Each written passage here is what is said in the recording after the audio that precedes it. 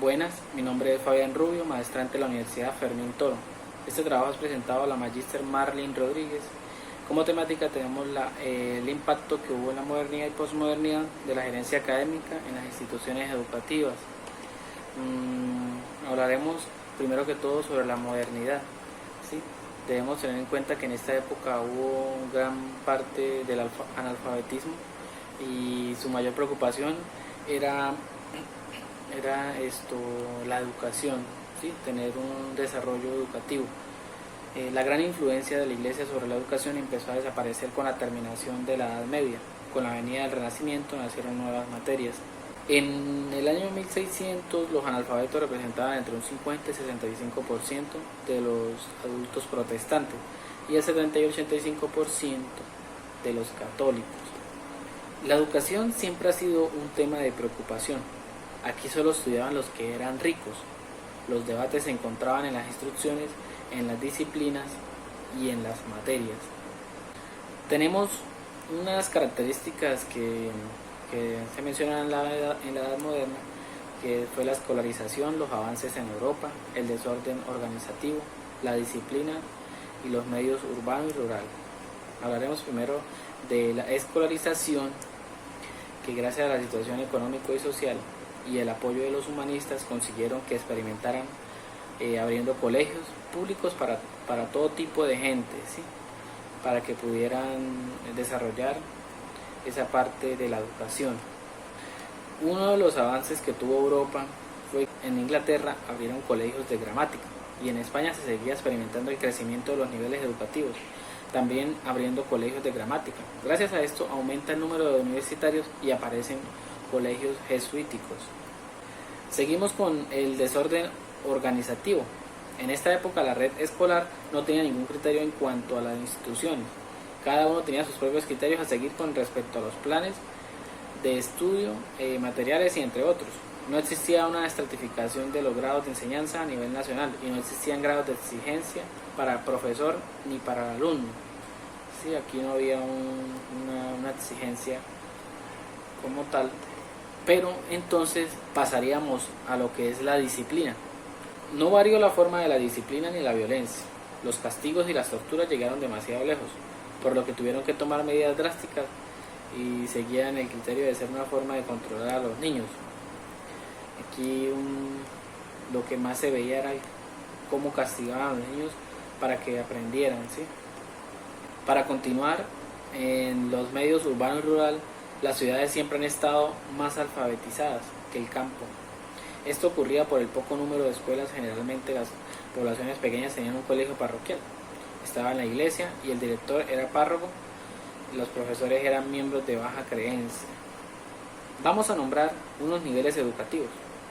Entre ellos está la primaria, las casas de oficio, la secundaria, las academias y la universidad.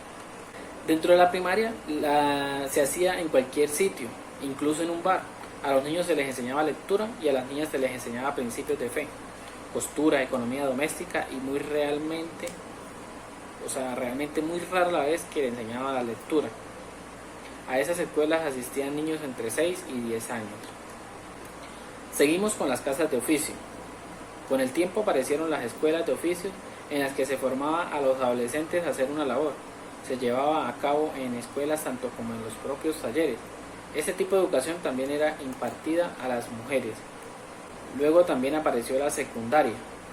La enseñanza se daba en las escuelas de gramática. Se daban muchas asignaturas, pero la más importante era el latín. Estaban apoyadas por el Estado y la Iglesia. A sus escuelas solo iban los ricos. Seguidamente aparecieron las academias. Al mismo tiempo aumentan las academias para quitar la importancia de las deficiencias educativas, ayudando a los estudiantes especializados. Para finalizar, hablaremos de las universidades que aparecieron allí. No podían ir mujeres ni personas pobres, al no poder pagar esos estudios. Quien mandaba en ellos era la Iglesia, hasta la segunda mitad del siglo XVIII. No estaban de acuerdo con las nuevas ideas. Cisneros creó la Universidad de Alcalá de Henares en 1499. Que era solamente de letras. Hablaremos un poco de los materiales que se usaban en el aula, en la lectura, en el catón y sus curiosidades. En el aula las clases no estaban preparadas para trabajar. Sus instrumentos fundamentales eran los abecedarios, los silabarios y las cartillas. La lectura, se utilizaban carteles para que los leyeran todos y los tenían colgados en la pared. La cartilla era para que aprendiesen a leer. No llevaban dibujos, utilizaban las letras romanas, solo tenían cosas religiosas. El Catón, los libros más usados eran las manuales y los libros de Catón. El Catón tenía como base educativa la repetición y la mayor avance en las dificultades, pero fueron prohibidos por considerar la Iglesia que aumentaban la independencia del hombre hacia la influencia religiosa. Las curiosidades, la lectura en general eran de textos famosos y se hacían obras teatrales con estos textos. Empezaron a llegar las actuaciones y las obras de teatro. Hablaremos un poco de calendarios y fiestas, ¿sí? En esta época, como había mucho lío cuando era fiesta, por lo que entonces tuvieron que crear un horario que fuese compatible con las fiestas religiosas. Para crearlo se tuvieron en cuenta las condiciones climáticas y geográficas en cada lugar. En Italia, desde el siglo XVI, se pone una rigurosa jornada escolar partida en dos jornadas, partida en el horario de mañana y en el de la tarde. En Alemania, en el 1569, la ordenanza escolar se parte en 6 horas, 3 por la mañana y 3 por la tarde. Se tiene en cuenta la enseñanza del catecismo luterano y la Biblia. Aquí debemos tener en cuenta que existieron escuelas curiosas, se le llamaban así porque habían sillones y por lo tanto los profesores colocaban al alumno a escribir y que leyeran en un pergamino, pero en ese momento los docentes tenían el poder de castigarlos, podían agredir al alumno sin ningún problema, no pasaba nada y esto era aceptado en esta época. Y para continuar hablaremos de la posmodernidad que se dio a mediados del siglo XX, aproximadamente en el año 1970. Ante este panorama se plantea la idea de la posmodernidad como rompimiento, como parte o como crítica de la modernidad. En la primera acepción se considera como una etapa que rompe con el mito de la razón ilustrada y ponen en evidencia las limitaciones de la racionalidad práctica. En la segunda concepción es que la distinción entre modernidad y posmodernidad se debe a la ambigüedad propia de la modernidad, según Wagner en 1997, que se desarrolla entre la prestación de la realización de la autonomía individual y la determinación colectiva de los deseos humanos. Y la tercera, como crítica, según Guevara, de 1994, tiene que ver con el resultado de la emigración, la urbanización y la masificación, a través de las cuales emergen nuevas identidades culturales que se caracterizan por un mercado contenido disidente y hasta subversivo. Respecto de la cultura dominante, son contracultural, pues rechazan abiertamente los valores considerados como esenciales por las clases dominantes. Consideramos que la modernidad mantiene lazos con la modernidad.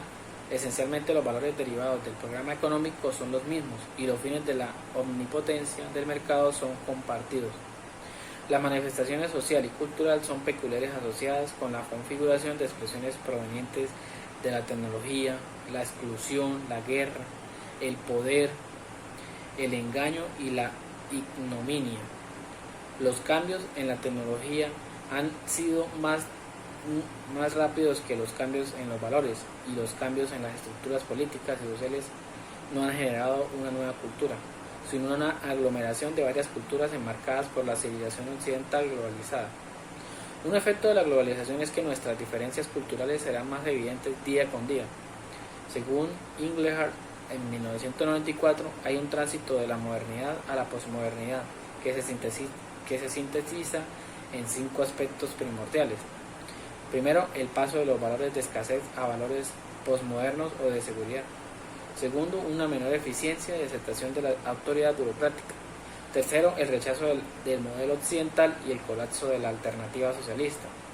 Cuarto, una mayor importancia de la libertad individual y la experiencia emocional y un rechazo de toda forma de autoridad. Quinto, la disminución del prestigio de la ciencia, la tecnología y la racionalidad.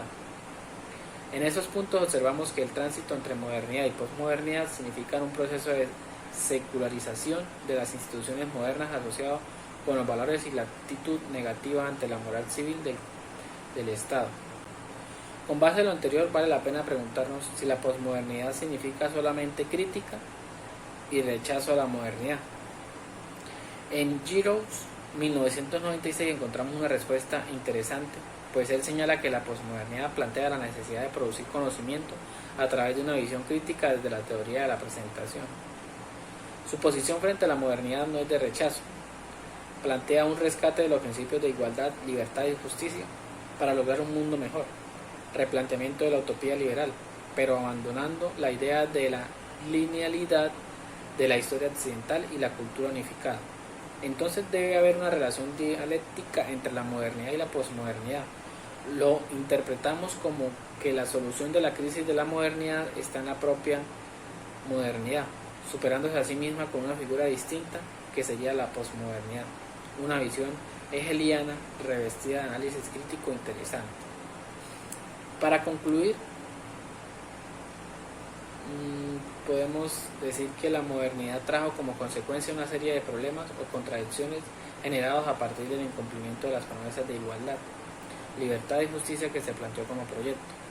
La posmodernidad es una crítica a la modernidad, pero debe ser entendida también como una propuesta generadora del conocimiento, en la que se retoman los elementos válidos o vigentes de la modernidad. De ahí que en la actualidad los países de América Latina presentan rasgos tanto de la modernidad como de la posmodernidad. Muchas gracias.